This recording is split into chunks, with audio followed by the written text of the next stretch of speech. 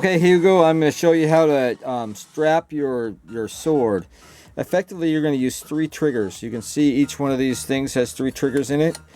Effectively, it's going to be like this. These 2 fingers go right here, so this sits there. The thumb goes in this trigger, and this back trigger goes like right against that. All right. The sword itself is not really that important. But what you need to do is you need to make a hilt that your handle that you're happy with. The most important thing that you make a handle with is this edge right here. See how it's planed? This edge right here is kept flat. Okay? So what's going to happen is when you grab it, it's this edge right here is going to dig into your palm, right? It's going to dig into your palm right here, and it's going to stop. And so you're going to be able to feel that and know which way your sword is at all times.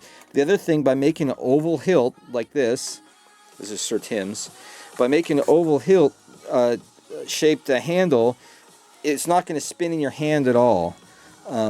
I prefer to do something like this, but this side right here is perfectly flat. So that sits up against there and it keeps your hilt from spinning. So, we're done with those. So now let's talk about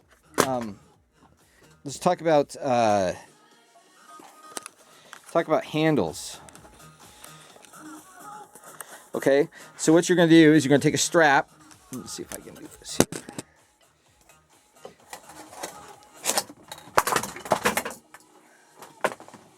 Okay, you're going to take a strap. I used a Les Schwab lanyard.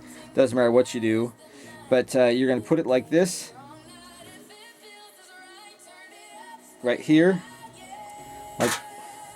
like this, and you're going to put in two. You're going to put in 2 staples. Staple gun. I'm going to staple one right here like this. Okay. Then you're going to take this one right here, and you're going to wrap it over like that. All right.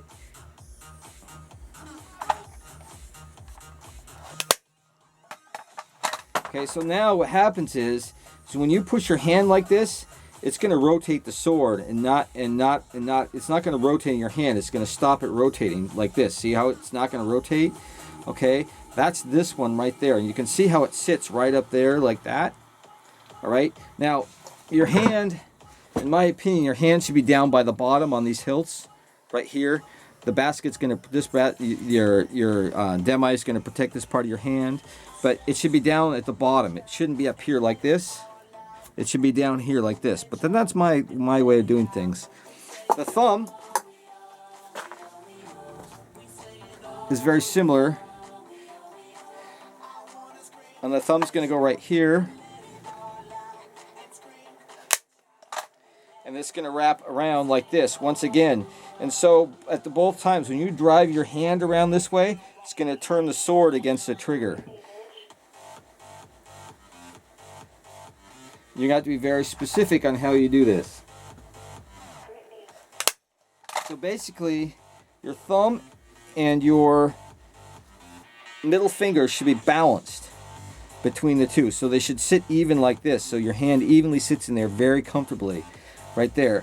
That's going to allow you to, when you throw out like this, it's going to allow you to pull back on that thumb trigger, and you'll be able to change the tip of your sword about this much to throw in between somebody's defense. If you've got a 2-3 inch gap and you throw it, you're going to be able to adjust your sword when you're throwing so that you can hit that gap by using your triggers, by pulling either back on this side or this side, and you're going to be able to do the same thing when you throw a wrap. When you throw wrap, you're going to be able to pull back on your sword without it slipping in your hand or anything like that, because you're going to be pulling on the triggers. The third one, in my opinion,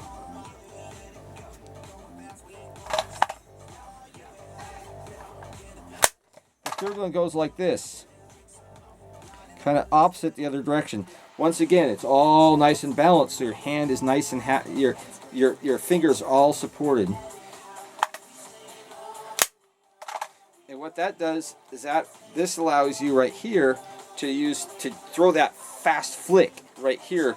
By driving your fingers down here, you can throw out really fast And once again, when you're throwing something that looks like this, it allows you to pull back, and now you can actually move the sword up, and when you throw it like this, you can move the sword about this much, about a foot from where it contacts. You can drive it through defenses by using these triggers like this. Works fantastic.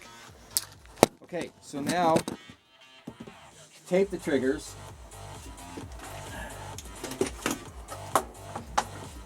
You're going to want to take strapping tape, and you're going to want to do this, and you're going to tape over.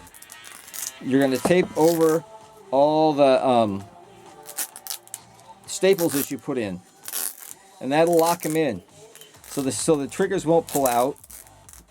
Well, I didn't do that great of a job, but you're gonna strapping tape over the triggers. Now the hilt goes on with a hose clamp. The hilt goes on with the hose clamp, with the clamp in back on this side, right there. And then what you're going to do is, once you put this and you clamp this down, you're going to wrap it with strapping tape. Probably 5-6 times. You're going to wrap it above, and you're going to wrap it below, and then wrap it over, and that's going to keep your hose clamps from breaking. Same thing, except this time the hose clamp goes in front. You can see that this is, once again, this has been wrapped over here, like, and over there, and then over the top. And so that's going to hold your trigger on, or that's going to hold your hold clamp on. And that pretty much is it. When you build a sword, you're going to take Nashu 898 or Scotch 3M 898. I'll send you a link on eBay. And you're going to wrap it up and down the sword blade like this, and you're going to spiral wrap it to about here. You don't have to spiral wrap it down, because that wrecks the balance of the blade and it adds a lot of weight. But this is where most of your hitting is going to be done. And by doing this, and then you put a couple more wraps down here. By doing that, that's going to stiffen this blade up a ton. I guess I put a really loose wrap, like every inch or so, up and down the blade to this point, and a solid wrap from here. But you can see it's actually quite tough when it comes to cutting. This is a really, really tough tape, this 898. It's what we made weapons with since 2000. A lot of the mass weapons are still going. Anyway, that's about it for now. I can answer any questions you want to ask.